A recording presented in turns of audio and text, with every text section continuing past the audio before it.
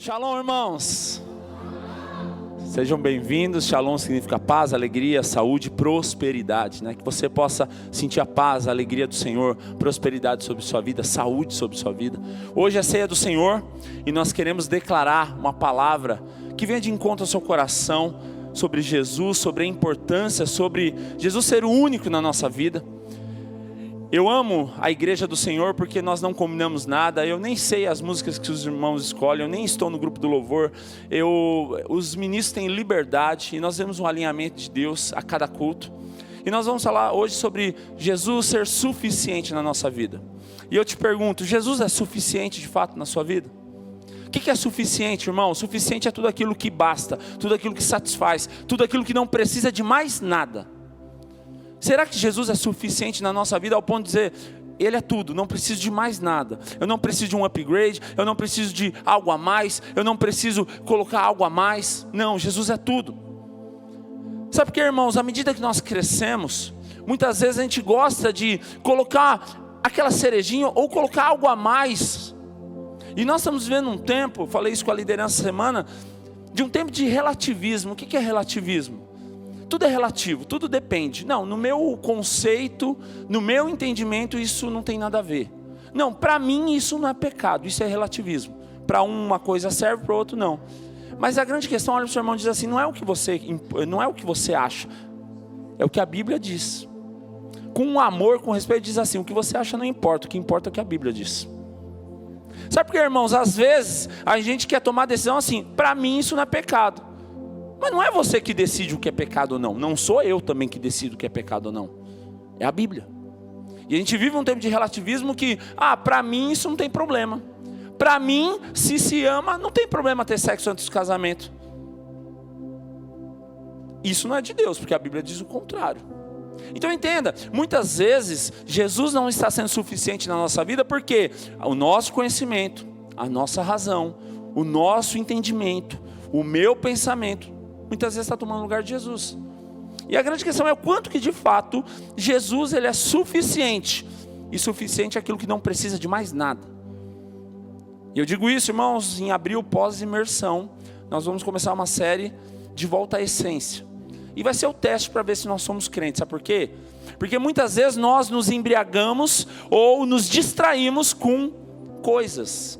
E nesse culto de volta à essência, já vou te adiantar, vai ser o culto onde nós não vamos ter projeção, então traga a sua Bíblia, não vamos ter iluminação, a luz do salão vai estar acesa, a banda não vai ter banda completa, por quê?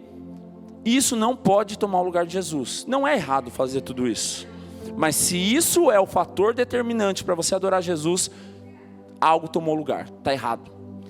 Porque a grande questão é o quanto que Jesus é suficiente. Não, eu amo Jesus, mas é tão bom quando apaga a luz, porque eu me sinto mais à vontade. Não, eu amo Jesus, mas é tão bom quando tem lá, porque eu não preciso levar a Bíblia. Entende? Às vezes são coisas sutis que a tecnologia nos ajuda demais, e não tem problema tudo isso, vamos continuar depois de usar. Porque tudo que é bom ou favorece, temos que usar. Mas a grande questão é que tudo isso não pode tomar o lugar de Jesus na nossa vida. Às vezes eu gosto da igreja porque a igreja tem luz, tem parede preta. Então o dia que pintar a parede branca, você vai embora da igreja? Não, eu gosto da igreja porque eu gosto da projeção. O dia que não tiver projeção, você vai embora da igreja? Se Jesus não for suficiente na sua vida, aquilo que tirar, que te agrada, você vai embora. E aí eu te digo, irmãos, pode parecer contraditório, confuso para você, mas olha, o seu irmão diz assim, Jesus ele não tem que ser o primeiro na sua vida. Como assim, pastor? Sim, sabe porque ele não tem que ser o primeiro, ele tem que ser o único. Sabe por quê, irmãos? A partir do momento que Jesus é o primeiro na sua vida, existe um segundo, existe um terceiro. E o dia que você não estiver satisfeito, o segundo se torna o primeiro. Então Jesus não tem que ser o primeiro. Jesus tem que ser o único, não tem outra opção. Jesus ele não tem que ser o plano A. Porque se Jesus for o plano A, você tem plano B, você tem plano C. E nós, irmãos, gostamos de ter planos lá na manga, plano B, plano C. Se isso não der certo, eu já sei o que eu faço. Para nós tudo isso é muito cômodo, mas a grande questão é o quanto que nós dependemos de Jesus, independente do que aconteça. E esse é o grande teste. Olha o que a Bíblia diz, lá em João, capítulo 1, do versículo 1 ao 3.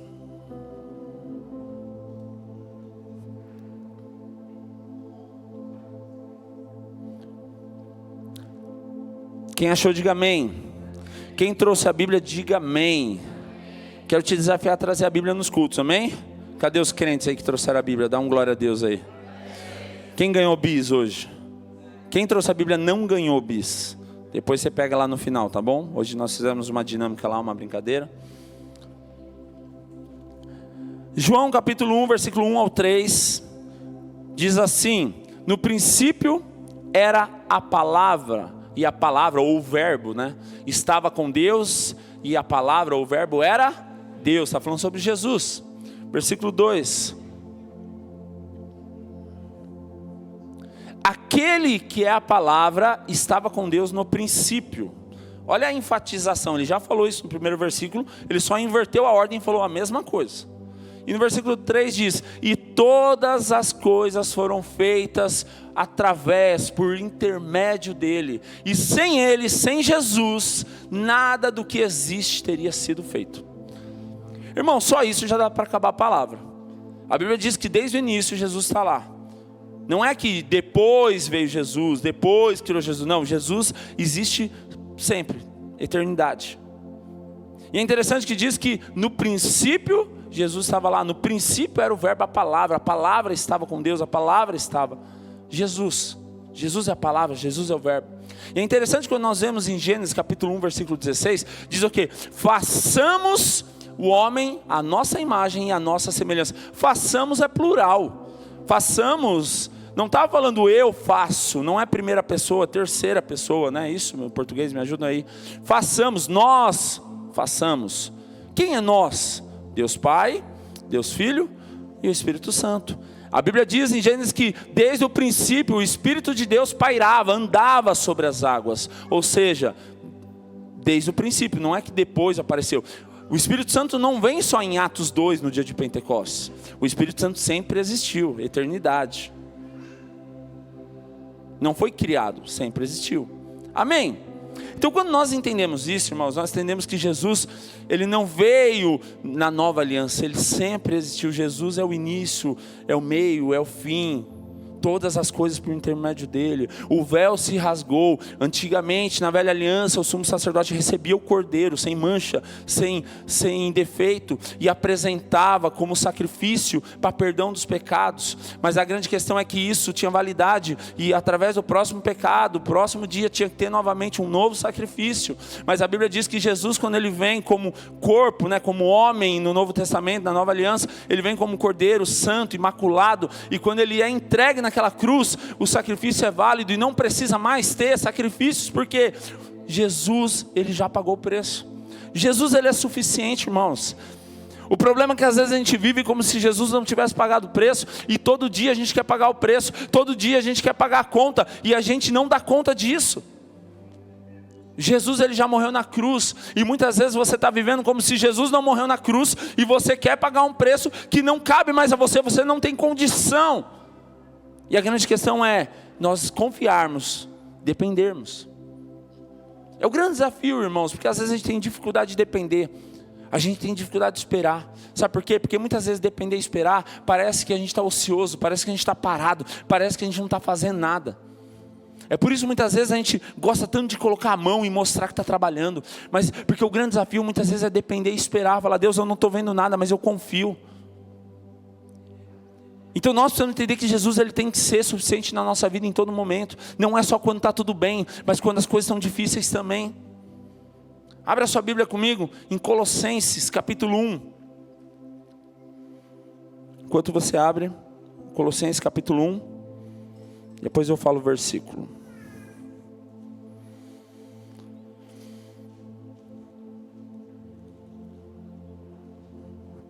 Quem achou, diga amém.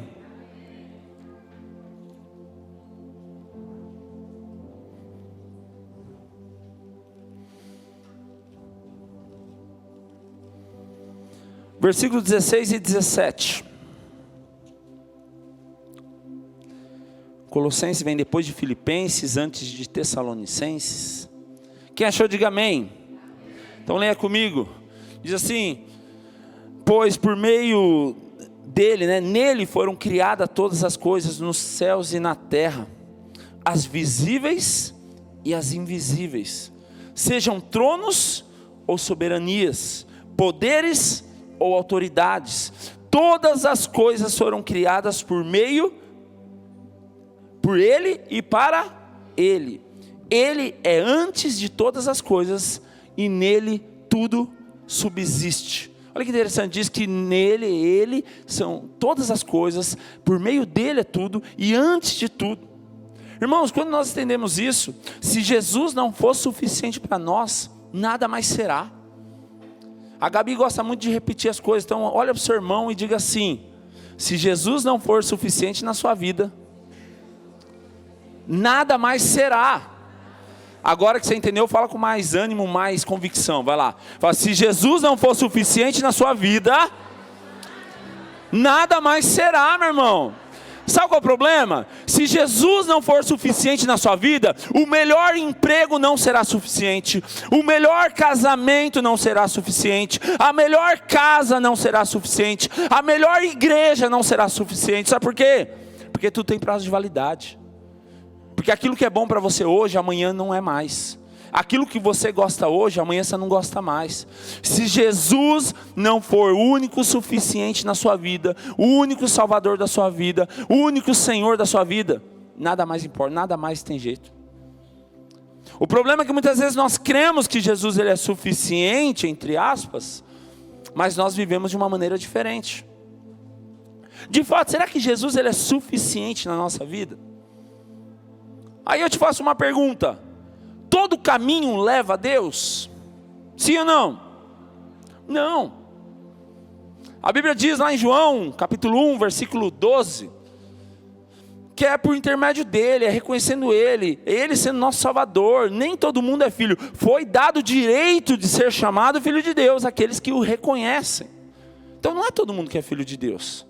O mundo aí, o relativismo diz, não, seja você, todo mundo é filho de Deus, todo mundo é amado, é verdade. Mas todo mundo é filho de Deus, isso é uma heresia.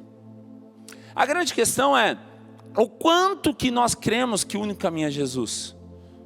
Todo caminho leva a Deus, todo mundo é filho de Deus? Não. Olha o que a Bíblia diz em João capítulo 14, versículo 6. João 14, 6. Bora abrir a Bíblia. Tem crente novo convertido que nunca abriu uma Bíblia, porque tudo tecnologia, né? Então já pede para o irmão que está do seu lado e falar, eu quero ganhar uma Bíblia de presente aí, aproveita aí.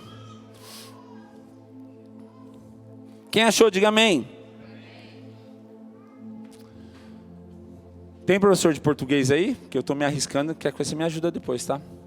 Vamos lá. Jesus respondeu o quê? Eu sou o caminho, a verdade e a vida, e ninguém vem ao Pai senão por mim. Ou seja, às vezes a gente ouve aí as ladainhas da vida dizendo assim, todo caminho leva a Deus, e às vezes a gente acredita nessas besteiras, mas a Bíblia diz que o único caminho, a única verdade e a única vida que leva a Deus é Jesus. E é interessante nesse texto que tem algo chamado como, no português, como artigo definido, o caminho, a vida, ou a, né? E o caminho, a verdade e a vida. É interessante que esse texto não diz assim, Jesus é um caminho. Jesus não é uma verdade. Jesus não é uma vida. Sabe por quê? O artigo definido, o a, ele está dizendo algo específico, algo único. Quer um exemplo? Eu já usei isso aqui. Vamos lá. Se eu falar, pega para mim o copo, eu estou falando sobre um copo específico, uma taça, vai. Agora se eu falar, Amanda, pega para mim um copo. Está aberto, pega um copo lá descartável, na cozinha. Aqui não está dizendo que Jesus é um caminho. Porque se falasse que Jesus é um caminho, está dizendo que Jesus é um de vários caminhos que existem. Não, está dizendo que Jesus é o caminho, é o único caminho. Jesus é a vida, é a única vida. Jesus é a verdade, a única verdade. E se nós não tomamos posse disso, irmãos, Jesus pode ser o primeiro, como eu falei no início, mas em algum momento algo pode tomar o lugar de Jesus. É como uma corrida, o primeiro é o melhor, mas o dia que eu não ver Jesus fazendo o melhor, vai ter algo melhor que Jesus, eu tomo o lugar. Por isso Jesus não pode ser uma verdade apenas, um caminho apenas, porque se você crer que Jesus é um caminho, numa hora que você vê um atalho melhor, você muda o caminho. É o que o povo fez lá, né, no deserto. Deus está demorando para fazer, vamos fazer um bezerro de ouro, vamos resolver o problema, porque tem outros caminhos. Agora, quando você entende que Jesus é o único caminho, não importa quanto demora, você espera. Jesus, ele tem que ser suficiente a esse ponto. Mas o quanto de fato Jesus é o único caminho na nossa vida? Quanto de fato, irmãos, você acredita que Jesus, ele é suficiente? Aí eu te faço uma pergunta, não fique chateado comigo. Mas às vezes a gente acredita em tudo, menos no que Deus diz. A gente acredita no que o jornal está falando, a gente acredita no que a política está dizendo, a gente acredita em tudo. Aí quando fala da Bíblia, mas a Bíblia foi escrita por homens, mas como que eu vou confiar? Você acredita no seu RG que tem um número lá que você nasceu em tal cidade? E quem escreveu aquilo lá? Foi um homem. Você estava lá, você lembra? Estava, né? Você lembra do dia, você lembra o lugar, você lembra o que falaram? Não. Então você tem que acreditar em alguém. Daí talvez você fale, mas tinha testemunhas naquele lugar. Sim. E com Jesus não tinha testemunha? Nós acreditamos muitas vezes em testemunhas. Por que eu nasci em tal lugar? Por que eu nasci em tal dia? E por que nós não acreditamos na palavra? Muitas vezes a gente questiona Deus, questiona a palavra, mas a gente acredita em tudo. Esses dias eu estava conversando com uma pessoa e ele não vem na igreja, ele começou a querer tirar algumas dúvidas, mas já determinando que ele acreditava, que ele não acreditava em Deus, na Bíblia. E eu falei exatamente isso para ele. Eu falei, sabe qual é o problema? Você acredita em tudo que você vê lá fora, mas você tem a dificuldade de acreditar em Deus. Você acredita em tudo que te falo, menos na palavra. E muitas vezes a gente vive dessa maneira. Sabe, irmãos, quanto que Jesus, ele é suficiente na nossa vida? Às vezes você fala, não, eu amo Jesus. Mas quantas vezes a gente tem aquele amuleto que não é para me dar sorte? Eu amo Jesus, Jesus é suficiente na minha vida. Mas deixa eu segunda-feira olhar o horóscopo, porque deixa eu ver como vai ser a minha semana, deixa eu ver meu signo. Olha para o seu irmão assim e fala, me ajuda, né? Eu amo Jesus, Jesus é suficiente. Mas eu tenho $1 na carteira para dar sorte, para eu prosperar. Eu amo Jesus, mas esse trevo de 4 folhas é que, ele dá sorte.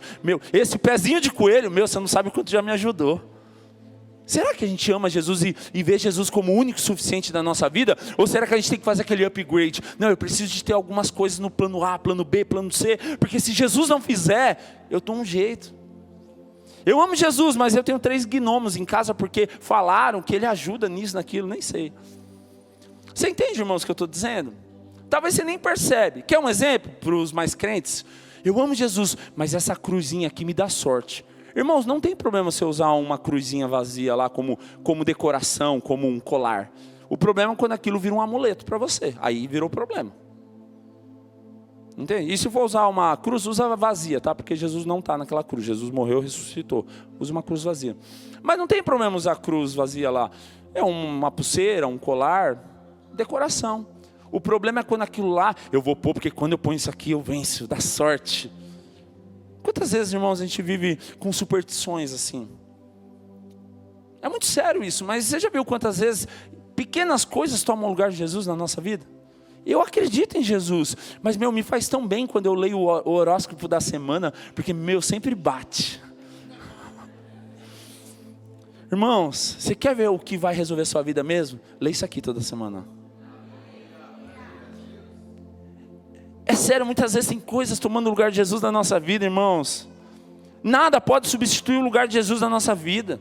A Bíblia diz que Ele está desde o início. Através dele foram feitas todas as coisas, como nós lemos em Colossenses, como lemos em João 1. Mas a grande questão é quanto que nós estamos procurando e onde nós estamos procurando. Olha o que a Bíblia diz, lá em João, capítulo 4.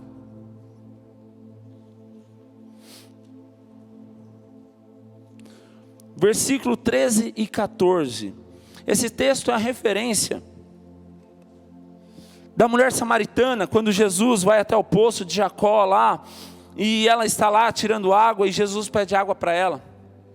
É interessante que esse texto diz assim, versículo 13 e 14, quem achou diga amém, quem abriu a Bíblia aí diga amém. Diz assim, Jesus respondeu, quem beber dessa água do poço, terá sede outra vez. Mas quem beber da água que eu lhe der, nunca mais terá sede. Ao contrário, a água que eu lhe der, se tornará nele uma fonte de água a jorrar para a vida eterna. Porque Jesus é água viva. Quando nós nos enchemos de Jesus, a água viva, a água a jorrar está dentro de nós. O que Jesus está dizendo aqui? Enquanto você beber dessa água natural, é provisório, é paliativo. Amanhã você tem sede de novo, ou no mesmo dia, né? Agora a grande questão é o quanto que aquilo é definitivo na sua vida. Jesus é definitivo. Quer um exemplo? Lembra do coxo em Atos 3, que está lá na Porta Formosa, todo dia pedindo esmola? Todo dia, eu não tenho dúvida, que alguém lá, alguém muito caridoso, um fariseu religioso lá, chegava lá, dava oferta, dava um almoço, dava uma marmita, dava alguma coisa para ajudar. Mas aquilo resolvia a vida dele? Não, ajudava e resolvia no momento, paliativos. Mas no outro dia ele estava com fome de novo. Mas de repente chega Pedro e João, cheios do Espírito Santo, porque em Atos 2 teve o dia de Pentecostes, eles foram cheios de Deus, entenderam que Jesus era suficiente. E de repente eles dizem o quê? Eu não tenho ouro, não tenho prata, não tenho marmita, não tenho dinheiro, eu não tenho comida, mas eu tenho algo muito melhor que tudo isso. Levanta e anda, receba Jesus. Isso mudou a vida dele? Isso mudou a vida dele. É mais ou menos o que está acontecendo aqui em João 4. Enquanto você estiver tomando água desse poço, amanhã você vai ter que tomar de novo, e assim por diante. Enquanto você estiver se enchendo, irmãos, de coisas momentâneas, coisas passageiras, você vai se desgastar, porque amanhã você vai ter que fazer tudo de novo. Mas quando você se enche de Jesus, Ele te satisfaz, Ele te enche, Ele é tudo, Ele te basta, Ele é suficiente, nós não precisamos de mais nada. Quando nós lemos lá em João 8,32, diz o quê? Conhecereis a verdade o quê? Vos libertará. Quem é a verdade? Nós lemos lá em João 14,6, Jesus é o caminho, a verdade e a vida.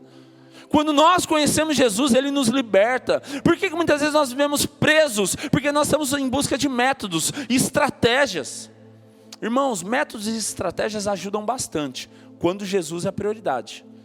Mas quando nós temos métodos e estratégias sem Jesus, só vira um treinamento, só vira um coach. A grande questão é o quanto que nós colocamos Jesus como prioridade. Não tem problema de ter um cronograma, uma estratégia, desde que Jesus seja o único naquilo. Não tem problema, quinta-feira a gente começa a imersão, ter uma programação, desde que Jesus seja o primeiro, único na vida. Não só o primeiro. A grande questão é o quanto que nós dependemos de Jesus em tudo, irmãos. Porque se Jesus, Ele é algo que nesse momento te agrada, e no momento que você ouvir um não, já era, você muda. Deixa eu te contar um negócio. Você sabia que na África é um dos lugares onde tem um índice de maior milagre que acontece? Primeiro, por dependência. Um ponto positivo primeiro. Porque eles não têm condição de comprar remédio, eles não têm condição de ir no médico. Ou Jesus faz um milagre ou eles morrem. Primeiro motivo de um grande índice de milagres é isso. Mas você sabia também que o povo lá, muitas vezes, eles vão onde eles recebem algo? Da mesma forma que há um grande índice de milagres, de Jesus fazer milagres, há um grande índice de trocas de religiões. Por quê? Porque se eu for na igreja, Jesus não fizer um milagre, eu vou em outra coisa, em outro lugar, que lá vai fazer. Se Jesus não faz um milagre na minha vida, eu vou fazer a simpatia, porque a simpatia resolve. Se Jesus não faz um milagre na minha vida, eu vou lá, vou receber um passe e resolve. Com todo o respeito, mas entenda isso. Se nós queremos que Jesus é o único na nossa vida, nenhuma estratégia, nenhum método, nenhuma possibilidade pode tomar o lugar de Jesus. É melhor eu morrer sem ser curado, mas morrer com Jesus, do que eu buscar outros caminhos, outros métodos, se Jesus não estiver nisso. Mas será que nós estamos interessados nisso mesmo? Se chegar para você e falar assim, ou você fica limitado, pobre com Jesus, ou você recebe 5 milhões de reais, mas você tem que abandonar Jesus. É muito fácil na emoção de falar, não, Jesus é prioridade. Mas naquele momento da necessidade, o quanto que nós estamos dispostos, como Estevão, morrer por Jesus? Quanto nós estamos dispostos a ser apedrejados por Jesus? Quanto nós estamos dispostos a ser crucificados por Jesus? Entende? O quanto que nós mostramos que Jesus é único, que Jesus é suficiente para a nossa vida. Quando nós lemos lá em João 19:30, quando Jesus está na cruz, Ele diz, tetelestai, está consumado. O que é isso? Ele está dizendo, já aconteceu, não tem mais nada para acontecer, eu já fiz o que era necessário. Sabe qual é o problema, meu irmão? Dá um chacoalhão no seu irmão aí para os irmãos acordar, que tem uns irmãos meio dormindo aí. Fala, acorda, acorda, acorda, acorda. Amém? Glória a Deus. Sabe qual é o problema? Muitas vezes a gente vive como se Jesus vai fazer alguma coisa ainda. Jesus já fez tudo, irmão. Não, eu creio que Jesus vai fazer a obra. Que Bíblia você está lendo? Jesus já fez a obra. Não, eu creio que Jesus ainda vai mover. Que Bíblia você está lendo? Jesus já moveu. Eu creio que Jesus... Irmãos, a gente vive num tempo diferente do tempo de Deus. No tempo de Deus todas as coisas já aconteceram. É mais ou menos assim a vida de José. A vida diante de Deus, o tempo de Deus, José já era governador do Egito. Mas para José tinha um processo, né? O tempo cronológico, o tempo cronos, né? Não o tempo kairos, não o tempo de Deus, o tempo cronológico. Muitas vezes a gente tem dificuldade de viver isso, porque no nosso tempo cronológico a gente passa lutas, passa processos. Mas a grande questão é que esse é o tempo para nós vermos que Jesus é suficiente. Se Jesus ele for suficiente na nossa vida, irmãos, nós não precisamos de mais nada. Agora, se tem algo que precisa ser feito, isso significa que Jesus não é totalmente suficiente na sua vida. A igreja, irmãos, é para todo mundo, mas a igreja não é de todo mundo, a igreja é de Jesus. A igreja é para todos, mas a igreja não é nossa, a igreja é de Jesus. Entenda isso, quando nós entendemos isso, nós não queremos brigar, não queremos tomar posse, porque não é nossa, é de Jesus. Vamos ficar brigando por causa de Jesus? Não. Jesus é prioridade. A grande questão, uma das formas de nós mostrarmos o quanto que Jesus ele é suficiente na nossa vida, está lá em João 16:33. 16:33. Que diz o quê? Eu te disse que no mundo tereis aflições, mas tem de bom ânimo. Eu venci o mundo. Irmãos, a grande questão é, Jesus é suficiente na sua vida quando vem aflição? Jesus ele é suficiente na sua vida quando vem problema? Ou só quando você concorda com tudo? Porque Jesus ele é um pacote completo. Jesus ele é suficiente quando as coisas não vão bem. Salmos 23:1 diz: o Senhor é o meu pastor e nada terei falta, ou nada me faltará. A grande questão é, o que é nada me faltar? Quando o salmista, quando Davi está dizendo, o Senhor é meu pastor e nada terei falta, ele está dizendo assim, o Senhor não me faz falta, o Senhor não faltará. O problema é que às vezes, quando você não entende que Jesus é suficiente, você acha que nada te faltar é dinheiro, é tranquilidade, é alívio, é alegria. Mas quando o salmista está dizendo aqui, o Senhor é meu pastor e nada terei falta, mesmo diante das dificuldades, ainda que eu ande pelo vale da sombra da morte, como diz em Salmos 23, nada terei falta, porque o Senhor está comigo, a tua vara e o teu cajado me consolam. Quando nós declaramos, o Senhor é meu pastor e nada terei falta, nada me faltará, não é que não vai faltar dinheiro, não é que não vai faltar recurso, não é que não vai faltar carro, não é que não vai faltar bênção. É dizendo que o Senhor é suficiente, Ele não me faz falta, Ele está em todo o tempo.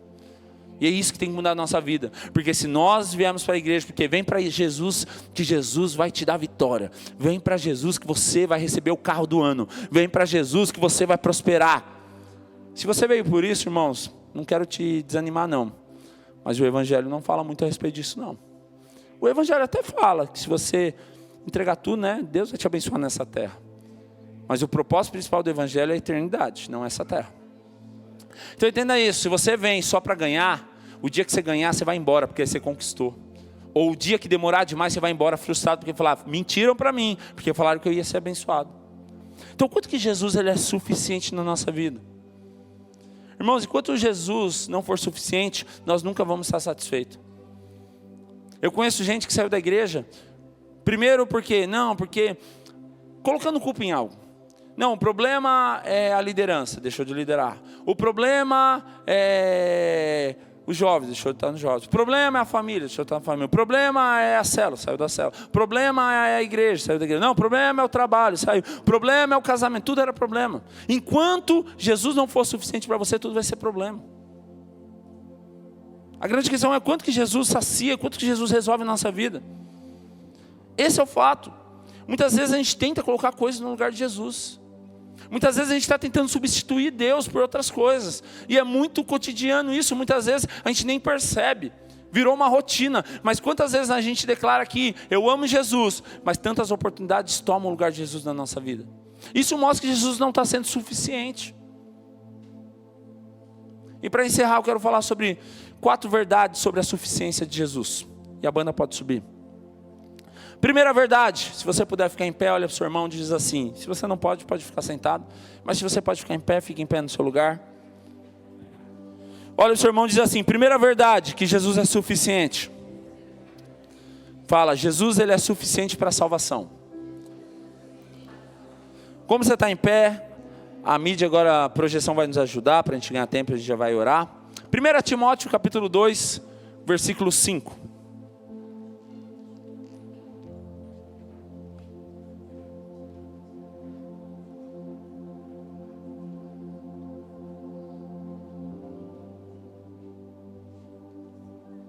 Então, primeira verdade, Jesus ele é suficiente para a salvação. O que diz aí? Lê comigo. Pois...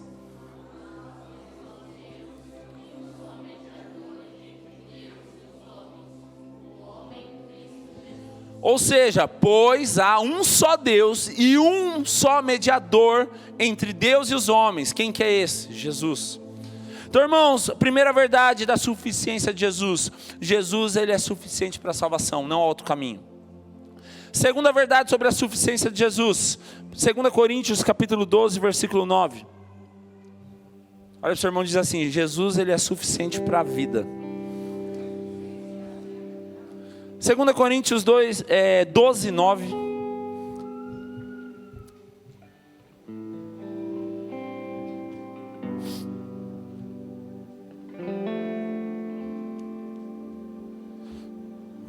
Porém, ele me disse, mas ele me disse, ele quem? Jesus. Jesus diz: a minha graça é suficiente para vocês, pois o meu poder se aperfeiçoa na fraqueza. Portanto, eu me gloriarei ainda mais alegremente nas minhas fraquezas, para que o poder de Cristo repouse em mim. Cristo, irmãos, ele é suficiente para a vida. Não importa o que você está vivendo, não importa se você está num tempo de fraqueza, não importa se você está num tempo de dúvida, Cristo ele é suficiente para a sua vida, todo dia. Terceira verdade, olha, o seu irmão diz assim: Jesus ele é suficiente para a provação. Jesus ele é suficiente na provação. Filipenses capítulo 4, versículo 13. Antes disso ele diz: pois eu aprendi o segredo de estar contente em toda e qualquer situação. Aprendi no tempo da abundância, no tempo da escassez. Pois versículo 13 diz o quê? Pois tudo posso naquele que me fortalece. Jesus ele também é suficiente no tempo da dificuldade. Jesus também é suficiente no tempo da provação. Talvez você está sendo provado, talvez você está num tempo de teste, talvez você está num tempo de não ter respostas. Jesus ele é suficiente para dizer que ele é tudo para você. E você pode declarar nessa manhã: tudo eu posso naquele que me fortalece. E quarta verdade, Jesus ele é suficiente para a eternidade. 1 João capítulo 2, versículo 25.